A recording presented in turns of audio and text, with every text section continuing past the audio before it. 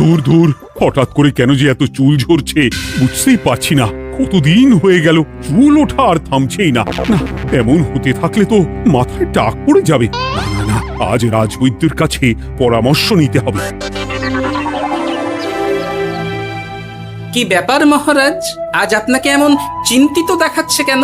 জীবনে বড় দুঃখ গোপাল, মন মেজাজ একদম ভালো নেই। সে কি, কি হয়েছে মহারাজ? গোপাল থাকতে দুঃখ কিসের? আর বলো না, মাথার চুলগুলো আজকাল ঝড়ে পড়া পাতার মতো পটপট করে ঝরে যাচ্ছে। আমি তো জানি কেন এমন হচ্ছে, কিন্তু এখনই মুখ খুললে চলবে না। আর একটু বেশি বিপদ বাড়লে তখন মাঠে নামবো। তাই বলুন। এ তো খুব ছোট ব্যাপার, চুল ঝরলে টাক পড়বে, আর সেটা পড়া কত ভালো জানেন? কথায় আছে, যত বড় টাক তত বেশি টাকা। তুমি চুপ করো তো বাপু। যদি টাক থাকলেই টাকা হতো, তাহলে তোমার টাকা কোথায়? যেটা বোঝো না সেটা নিয়ে কথা বলো না। তাই না তাই, মহারাজের ঝরছে চুল, চিন্তার ভাঁজ মাথায়। গোপাল যতই চেষ্টা করুক, চিড়ে ভিজবে না কথায়।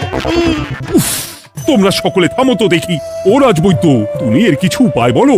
আগে মহারাজ, অনেক সময় দেহে ওই লৌহের পরিমাণ কমে গেলে এমন চুল ঝরে। আপনি বরং পালং শাক, ওই কিশমিশ, কলা ও আরো কিছু ফল আমি বলে দিচ্ছি, সেগুলো বেশি করে খান। আচ্ছা আচ্ছা আচ্ছা, তবে তাই করে দেখি।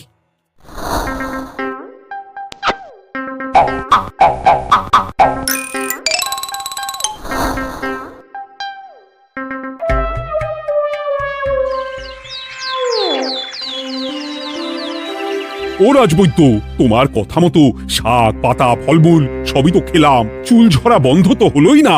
তো জানতামই এমন হবে। কিন্তু মহারাজ, এমনটা তো হওয়ার কথা নয়। কিন্তু হচ্ছে তো। আরে আমার সাধের চুল, কোথায় চলে গেলি সব? এর জন্য তুমি দায়ী, তুমি এর জন্য শাস্তি পাবে বৈদ্য। আমাকে আমাকে ক্ষমা করে দিন মহারাজ, এমনটা হবে এ তো আমি ভাবতেই পারিনি। কিছু মনে করবেন না মহারাজ, ছোট মুখে বড় কথা বলছি, কিন্তু সত্যি এখানে রাজবৈদ্যর কোনো দোষ নেই। ওকে শাস্তি দেওয়াটা ঠিক হবে না মহারাজ। দেখেছেন মহারাজ, গোপালের সাহসটা দেখেছেন?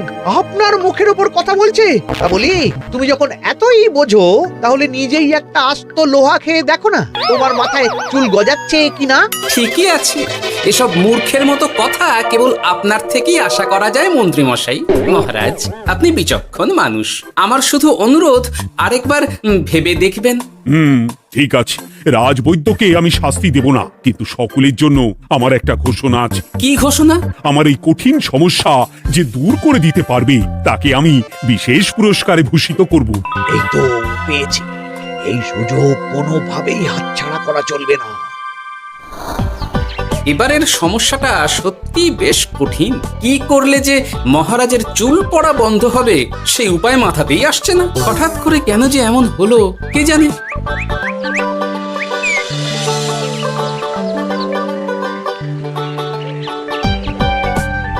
ও মা, তুমি এসে গেছো? একটু বসো, আমি তেলটা মেখেই হাত ধুয়ে খাবারটা বাড়ছি। হ্যাঁ, সে ঠিক আছে, কিন্তু তুমি কিসের তেল মাখছো এটা? কি আবার মাথার চুলের তেল? এখানেও চুল, ওদিকে মহারাজেরও চুল ঝরে পড়া নিয়ে আমরা সবাই হিমশিম খাচ্ছি গিন্নি। আরে মহারাজের অত সুন্দর কালো চুলগুলো ঝরে যাচ্ছে, এ তো ভারী দুঃখের কথা। সে আর বলতে, ওই জন্যই তো আমি বাবা মাথায় এই জড়িবুটি তেল মাখি।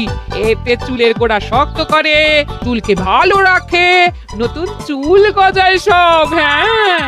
কি কি বললে? নতুন চুলও গজায়? সত্যি? হ্যাঁ। বাহ, তাহলে আর চিন্তা কি। আমাকে এই তেলটা একটু দিতে পারবে গিন্নি? মহারাজকে দিয়ে আসি। উনি বলেছেন যে ওনার সমস্যা দূর করতে পারবে তাকে উনি পুরস্কার দেবেন। ওমা, এই তাই নাকি? এই তো দারুণ ব্যাপার গো। নাও নাও নাও, তেলখানা নিয়ে মহারাজকে কাল দিয়ে এসো তাহলে। আর জানিয়ে দিও, দিনে 2 বার কিন্তু তেল মাখতেই হবে। হ্যাঁ।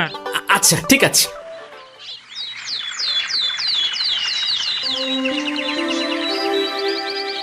কোনো উপায় খুঁজে পেলে তোমরা? আগে মহারাজ, আমি আপনার জন্য নকল চুল বানিয়ে এনেছি। যতদিন আপনার চুল পড়া বন্ধ না হচ্ছে ততদিন আপনি এটা পরে ব্যবহার করতে পারেন। সে তো বুঝলাম, কিন্তু নকল চুল তো আর আসল চুলে জায়গা নিতে পারবে না বিজ্ঞানী। আসল চুলের কথা ভেবে আমি আপনার জন্য কেশুত্তে পাতা এনেছি মহারাজ। আচ্ছা বেশ। তা গোপাল, খুব তো আগের দিন বকবক করছিলে, তুমি কি এনেছো শুনি? সেটা যথাসময়ে দেখতে পেয়ে যাবেন মন্ত্রী মশাই। এটা জড়িবুটি তেল মহারাজ, আমি এটা আপনার জন্য এনেছি। এতে নতুন চুল গজায় আর চুলের স্বাস্থ্যও ভালো হয়। আমার গিন্নিও ব্যবহার করে এটি, তবে দিনে দুবার করে মাখতে হবে, তাহলেই ভালো ফল পাবেন মহারাজ। বাবা, তাহলে তুমি কেন মাখো না? আচ্ছা, আপনার সমস্যাটা ঠিক কোথায় বলুন তো মন্ত্রী মশাই? মহারাজের জন্য কিছু আনলেও কথা শোনান, না আনলেও কথা শোনান। সত্যি তো মন্ত্রী, কেন তুমি সব সময় গোপালের পিছনে পড়ে থাকো বলো তো? এরা তো তাও সবাই কিছু না কিছু আমার কথা চিন্তা করে এনেছে, তুমি তো সেটাও করনি। না আসলে মহারাজ, আমিও ভাবছিলাম আপনার কথা, কিন্তু থাক, বুঝেছি। আহ, দারুণ। তেলের গন্ধটাও খুব সুন্দর। গোপাল, তোমায় অনেক ধন্যবাদ। আশা করছি ব্যবহার করলে খুব ভালো ফল দেবে। একদম দেবেই মহারাজ। দূর বাবা, ভেবেছিলাম এক হলো আর এক। কোথা দিয়ে যে গোপালটা মাঝখান দিয়ে এসে নাক গলিয়ে ঢুকে পড়ে, খুব শক্ত পুরস্কার নেওয়ার। দেখাচ্ছি মজা।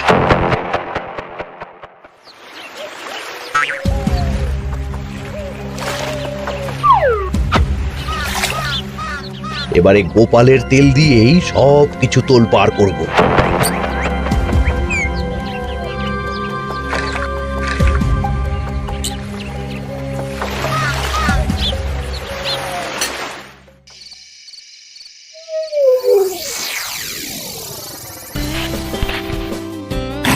ব্যাস, হয়ে গেল দুবার মাখা।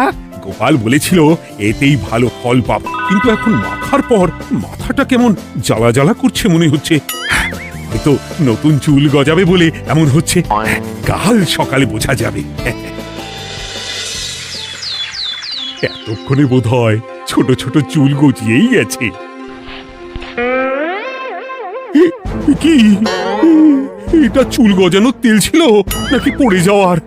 হে ভগবান, যেটুকু বাকি ছিল সেটাও ঝরে পড়ে টাক পড়েই গেল। গোপালই হলো যত নষ্টের গোড়া। আজ আসুক সভায়।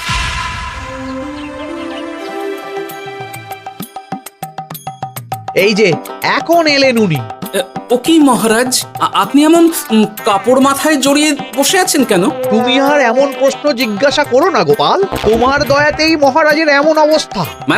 মানেটা আমি তোমায় দেখাচ্ছি, দাঁড়াও। এই যে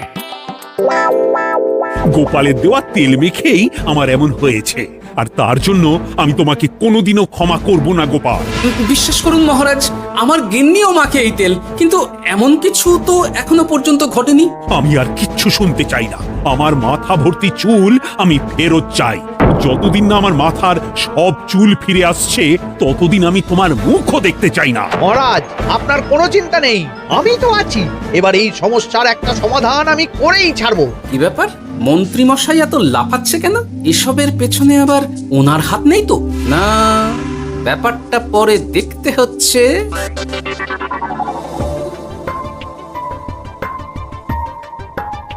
আমি বলি কি মহারাজ, এই সময়টা বরং আপনি নকল চুলটা মানে পরচুলা ব্যবহার করুন। হ্যাঁ, অগত্যা, কিছু তো একটা গন্ডগোল আছেই। গিন্নিও তো রোজ মাথায় তেল মাখে, তো এমন তো হয় না। মন্ত্রী যদি কিছু করেও থাকে তাহলেও হাতে নাতে ধরবো কিভাবে?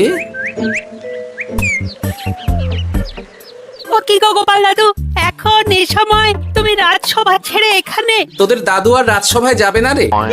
কি বলছো গো? কেন?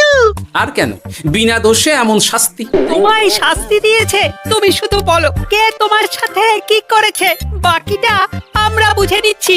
আচ্ছা, বলছি কৃষ্ণনগরের মন্ত্রী মশাইয়ের বাড়িটা কোন দিকে একটু বলতে পারবেন? কৃষ্ণনগরে নতুন নাকি?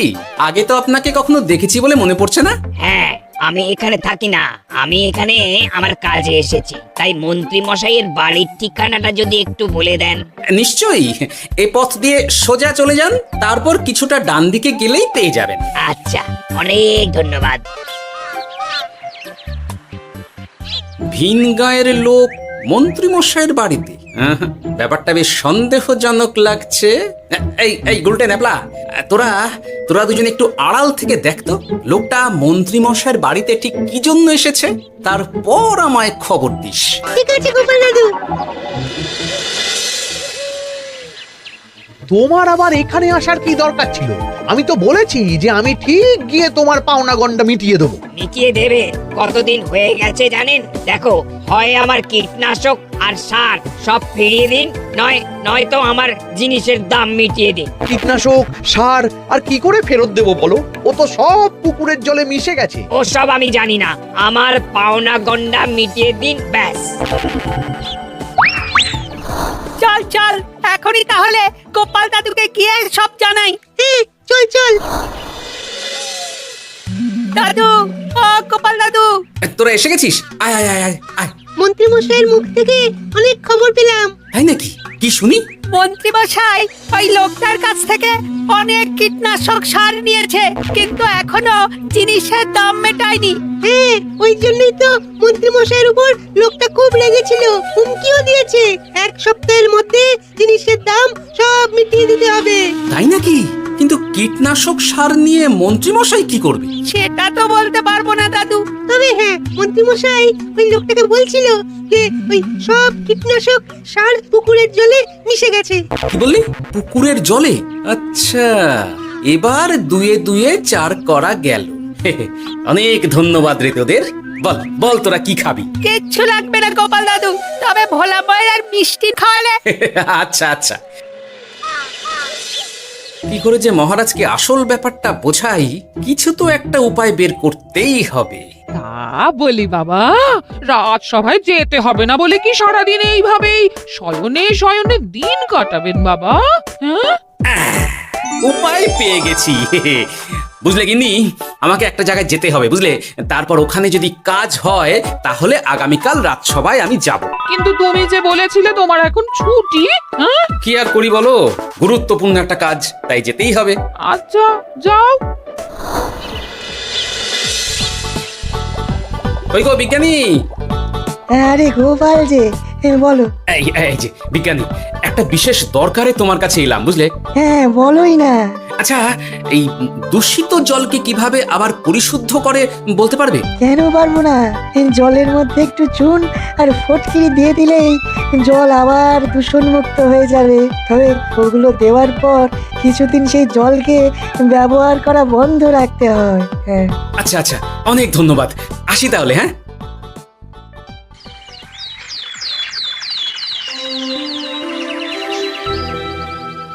ছায়া পড়েছে, ছায়া পড়েছে।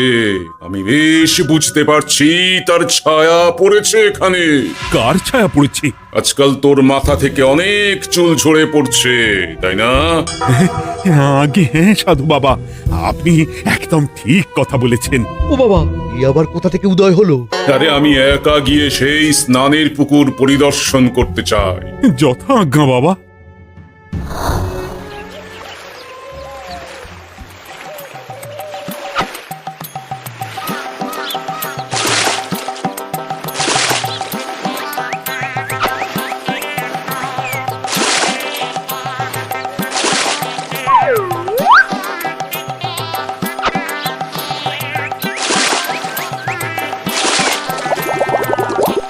যাক বাবা, মোটামুটি সপ্তাহখানেক এভাবে থাকলেই পুকুরের জল আবার আগের মতো পরিষ্কার হয়ে যাবে। এবার শুধু মহারাজকে একটু বুঝিয়ে বললেই হয়ে যাবে।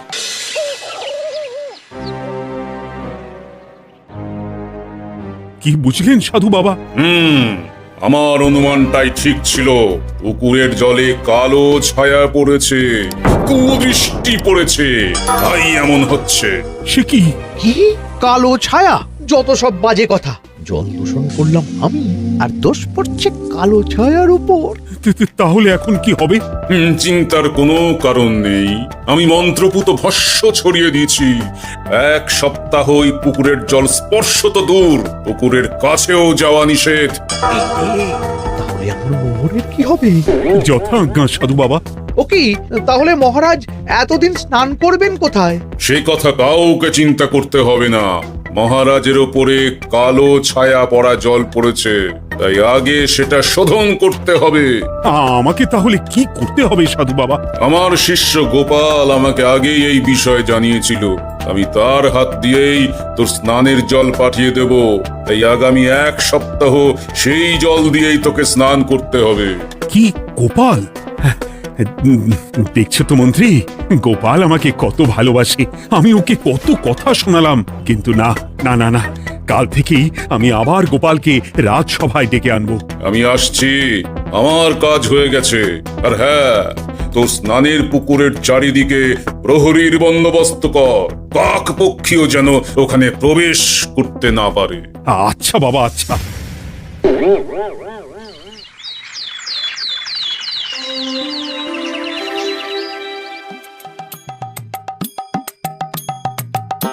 গোপাল, তোমাকে আবার এখানে দেখতে পেয়ে আমার খুব ভালো লাগছে। তোমার গুরুদেব গতকাল এসেছিলেন, কিছু মনে করো না। না বুঝেই তোমাকে অনেক কথা শুনিয়েছি। না মহারাজ, আমি জানি আপনি আমাকে খুব ভালোবাসেন, তাই আমি কিছু মনে করিনি মহারাজ। এই নিন, আমি আপনার স্নানের জল এনেছি। হ্যাঁ হ্যাঁ, দাও দাও দাও।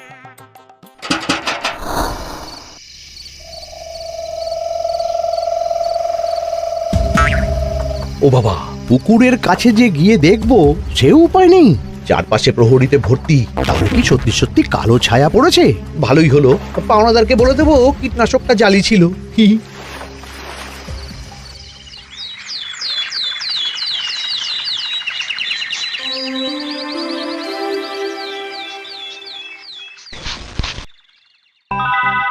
এই তো আমার সেই পুরনো কালো চুলগুলো আবার ফিরে এসেছে। আহা, কি যে আনন্দ হচ্ছে দেখে। আজ 1 সপ্তাহ সম্পূর্ণ হলো। গোপালের জন্য আমার স্নানের পুকুর থেকে কালো ছায়া দূর হয়েছে। আমাকে এই সমস্যা থেকে দূর করার জন্য আমি গোপালকে 100টি মোহর উপহার দিতে চাই। ধন্যবাদ মহারাজ। দূর, আমার আর ভালো লাগে না। সব সময় গোপালই মোহর পায়, এটা তো আমার পাওয়ার কথা ছিল। এদিকে আজকে পাওনাদারও আসবে।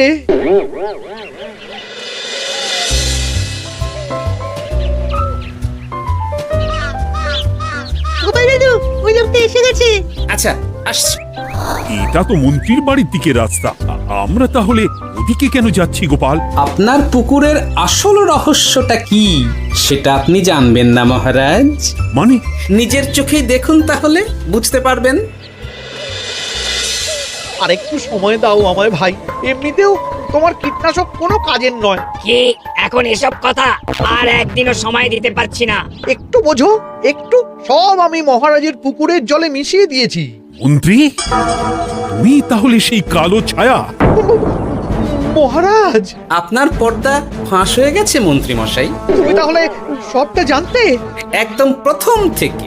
এই রে, খুব জোর ফেসেছি। এদিকে পাওনাদার, ওদিকে মহারাজ, এইখান থেকে কেটে পড়তে হবে। গন্ডগোল করে আবার পালানো হচ্ছে কবে রে? বলো, কেন করেছিলে? মহারাজ, আমি ভেবেছিলাম আপনার সব চুল উঠে গেলে আমি আপনার কাছ থেকে চুল গজানোর ওষুধ দেওয়ার নামে অনেক টাকা লুটবো। কিন্তু সেই ভাবনা ভাবনাই থেকে গেল, সেগুড়ে যে বালি হয়ে গেল। ভাবা যায় চুলের জন্য চুলো চুলি, হ্যাঁ?